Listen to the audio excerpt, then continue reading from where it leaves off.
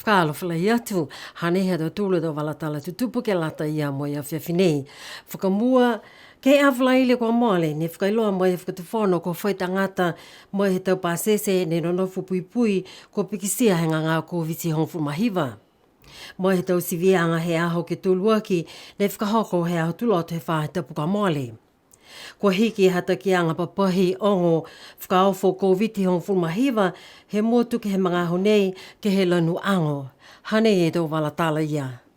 Mai he whakailoanga he whakatuwhono mai longa e tau ofisa he whahi maloro sino e pāsese nei mai he tau sivianga he aho whakamua mai whakamoli ki he aho ke tōruaki kua maua e ia e ko visi hong fulmahiwa. Tō whakatumaua ia ke nofu pui pui a tōna kaikisia ki he tau sivianga ko visi kua pikisia a ia. Nā kai pikisia tau pāsese ne toi ke henga ngā ko visi mai he tau sivianga aho taha moi tōru. Ne whakahoko hala tōla tau sivianga whakahiku aho ke whituaki i ne awhi a tō whakatoka mai he tau nonowhanga pui pui. Kua whakamana tu mai he whakatuwhono ke whakatumau ke le veki moi pui pui e tau maloro sino me whakaako e tau puhala ke nonofo veha. Tō whakahoko ai he whahita kahau he ahonga fua e nakai whainonowhanga pui pui koe quarantine free travel. Koe whasiwhasianga tupe he whakatu whono ko whakamori me talia he tau lilifu e ki pule ke whono he whahe tapu ka mole. Ne tuku atu e ki pule he tupe ko lilifu ko Crossley tātui e whakatu whono whasiwhasianga tupe ke he tutouanga ki ua me tōru he aho lotu kwa mole.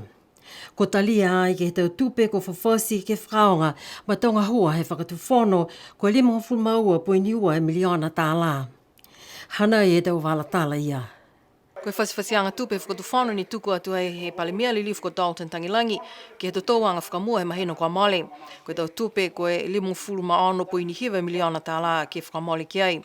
Ko poa ki ai he whanu ke pule ke komisi haka tupe ke liu ano ke tau whasiwhasianga tupe nei mo tau numela. Se mai ki ai e komisi ke mutu hefo e tau tupe whakamole mai he molea koe deficit hongflumaua poini 5 miliona tā la ke he hiwa ni miliona tā la he tau tupe whakamole ia po e tau tupe molea deficit. Ko mutu hefo foki e tau tupe molea ke he tau matapatu ngahua lalahi mai he hongofulu miliona ke he 7.3 miliona.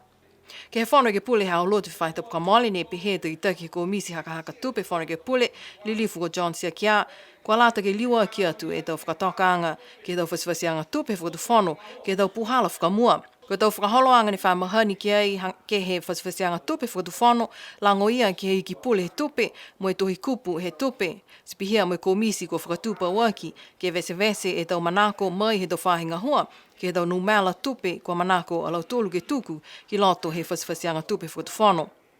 Ko mena ia kua whakamoli ai he whasiwhasianga tupe he whahitapu e kua male, 5.2 miliona ke whangahua e tau ngahua e whakatu whano. Ka mata he aho taha he mahina iulai he tau nei, ke hoko atu ai ke aho ua fulu he mahina iuni he tau uawhi ua fulu matolu.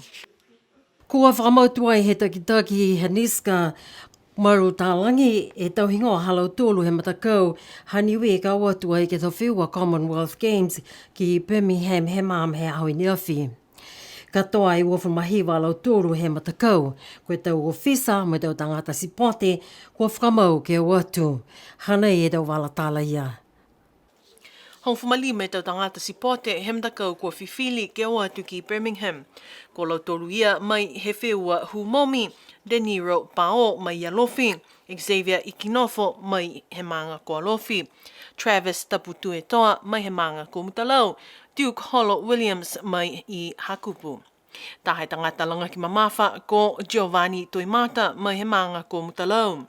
Tau whiwhine mai he mtakau Olofua Polo ko Liline Hewitt mai he manga ko Alofi, Hina Rereti mai I Alofi, Olivia Buckingham mai he manga ko Avasele, Tangaloa Tukuitonga mai I Alofi, mo Selasio Siana Simpson mai I Alofi. Tau tāne mai he mtakau Olofua Polo ko Norman Misimesi mai he manga ko Alofi, Tukala Matua Tangilangi mai he manga ko Alofi, Dalton Tangilangi mai I Alofi, Kolonisi Polima, mai Hikutawake, mo Leslie Langatule, mai he manga ko lofi. Katoa e hongfulma whae to ofisa hemdakau, ko lo toluia, ko e takitaki Palestini Haniska Marutalangi mai hakupu. Hana hoana he takitaki mana sofai talangi mai ia lofi. Secretary General Sydney Lui mai hakupu. Chef de Mission Tony Edwards mai iliku mo alofi. Team Attaché Katrina Edwards mai hakupu. General Team Manager ko Brad Ikinepule mai I hakupu. Ko Boxing Manager Lorena Ikinofo mai alofi. Boxing Coach Asasio Heimuli mai I hakupu. Boxing Assistant Coach Joshua Thompson mai I alofi. Weightlifting Manager ko Ramsey Edwards mai iliku mo alofi. Weightlifting coach Clarence Ka Hang Tong mai I liku mo alofi. Bowling manager Hito Tangatatane John Kaulima mai I alofi. Bowling manager Hito Tangatafifine ko Loine Pakieto mai I liku. Bowling coach Ko Manongi Maota mai he manga ko alofi. Koe matakau haniwe hanei kua whakamau ke whanonga atu ke he tau whiua I Birmingham. Huhu atua BCN News ke takitaki ko Maru. Koe hingo e tau amamana ki anga ke lata mai matakau ki Birmingham. Koe tau amamana ki anga ni ha ki mua niwe ta whakamailonga. Hako niwe na e mo tūwaru nei la whai whakamailonga Commonwealth Games. Pehe mai takitaki ko Maru ki BCN News I ne awhi. Kua mana ke matakau mai he motu ke whenonga atu ki New Zealand, he aho hongwhamaua he mahina hei ulai. Mai nonofu ki ai ki he tahe whai tapu a to whenonga ki Birmingham. Toliliu mai e matakau he aho hongwhamaono he mahina ha au kuso, he talahau mai e Maru. Huhu atu fōki a BCN News ke whakahala he tau matakau sporte he matakau Olafua Polo, matakau langa ki mamafa, mai matakau whanawhisi mai a Niska. Pehe nei hana talahauanga. Koe tau kakano nei a ke tunga ni mo tau whakailoanga ne tuku angei. Tu kakano ia asi hoko e ke langa ia. Ka nā kai mui tua ke tau mana na manako e komisi ki ai ki tausi. Tu tūmau ni e nā kai whakalataha mai ke komisi e sipote mutuku niwe. Amana ki a ia he ui e Maru, ke mau e mtakau haniwe ke he tau whiua I Birmingham, taha whakamailonga anga ke lata mai motu.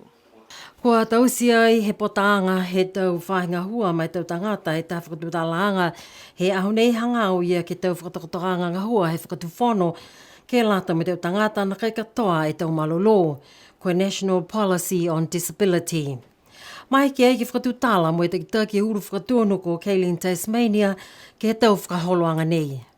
Koe tau whakatakaanga ngā hua nei he whakatuwhono ni tohia ai he tau uawhi hongfluma ua, ke he whausia he tau uawhi hongfluma lima. Si kua whai mga aho whoki he nā kai la whakahui ia, puke liu ke whakatutala ke he tau whakaholoanga ia.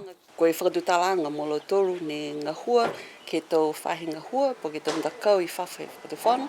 Ne whai ne maike langmatai a lo toru, tau tangata he motu ne masimaskelea, ha koe te kua nā kai katoa halo tūra tō alanga sino, po ke nā kai katoa tō mana tuanga, pia nei ka hako tō disabilities ka whakapālangi, siko nōna ma tō ki he whakatoktokaanga ngā hua, mai whakatuwhono, mai whahi ngā hua, community services, koe pepa ne tausi ma tōru he uawhi hongofuluma ua ke uawhi hongofuluma lima, I loni ka he tauia, kua lewa lahi, siko lata tuaini ki he whakafou, koe kano ia he whakawhitu ianga ma tōru aho nei.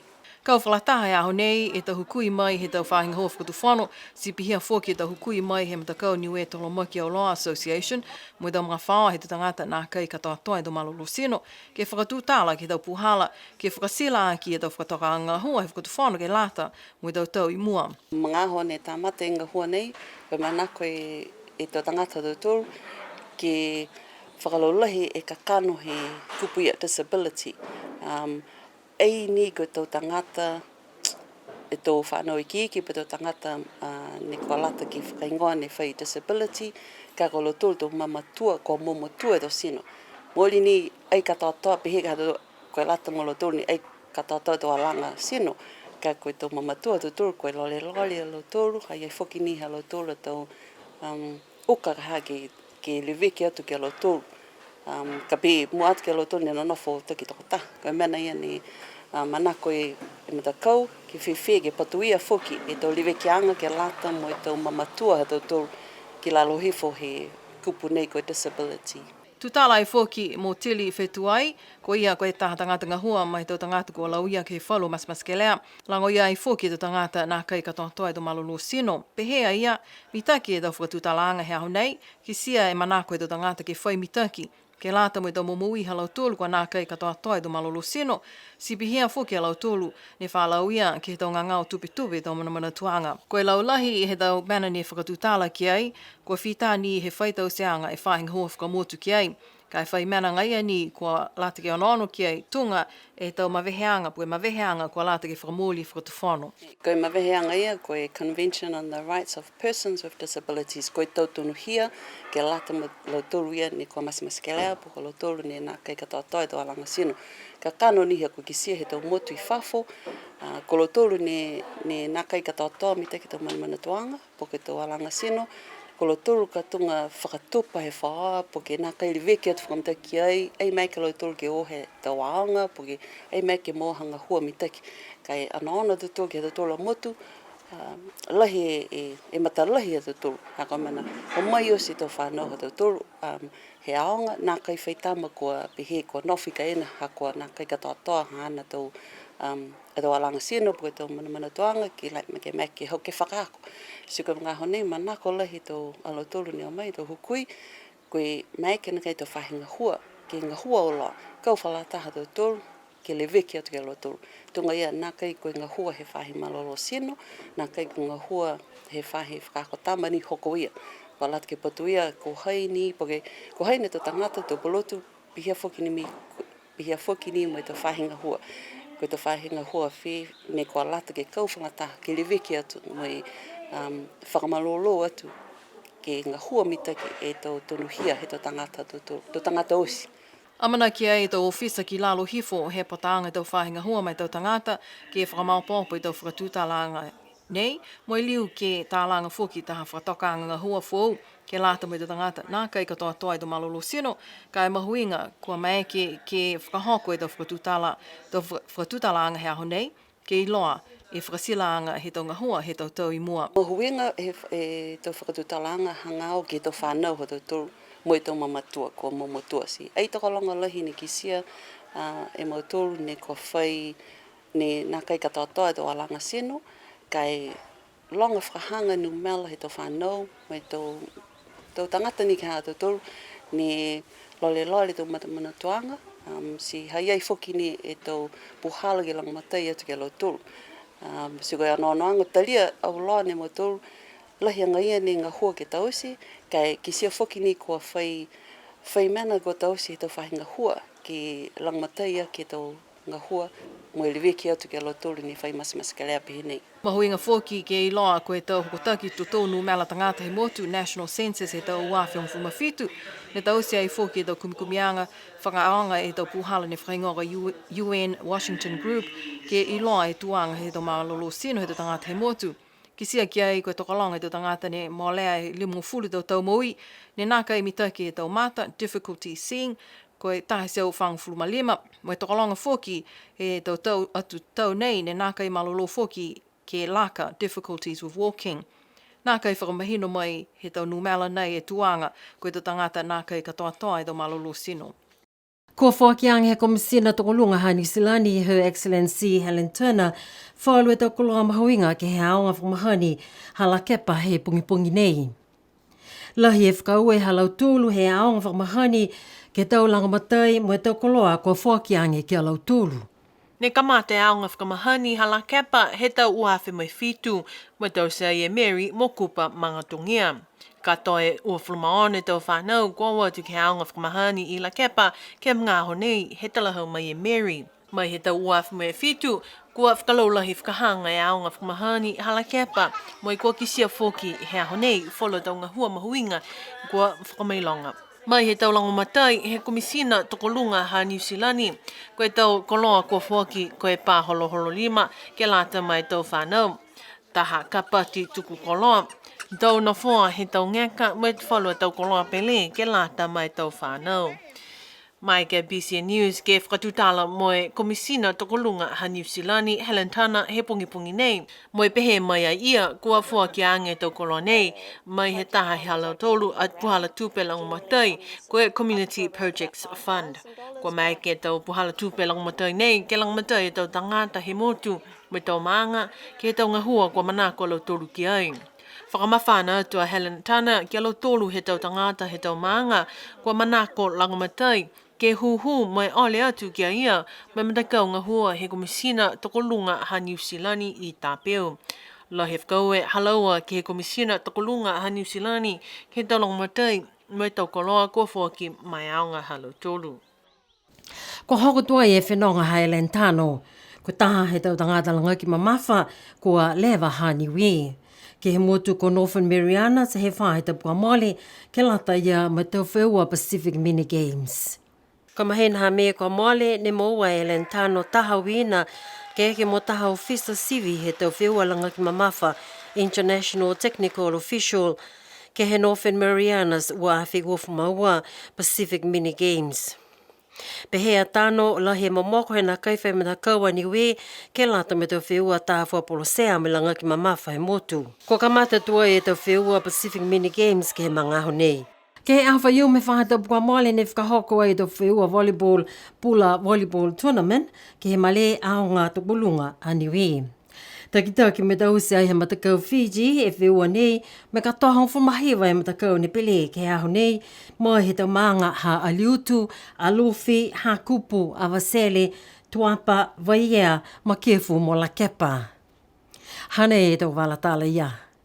Koe matakau ne kau tū ke he aho koe matakau taha Vaiea, tū ua e matakau ua ha Vaiea, tū tolu e matakau ha Tuapa, mo e tū wha e matakau Samoa ko puni ala Katoa e wha he tau malepele ke he aho ke lata mai tau weweheanga he tau matakau ke he wha he tau fufuta. Kamata e tau wheua mo e tau Round Robins ke kisia ko hai e tau matakau. Kamata e tau wheua mo e tau Round Robins ke kisia ko hai e tau matakau toko ua ka hoko sia ke he tau kuata whakahiku.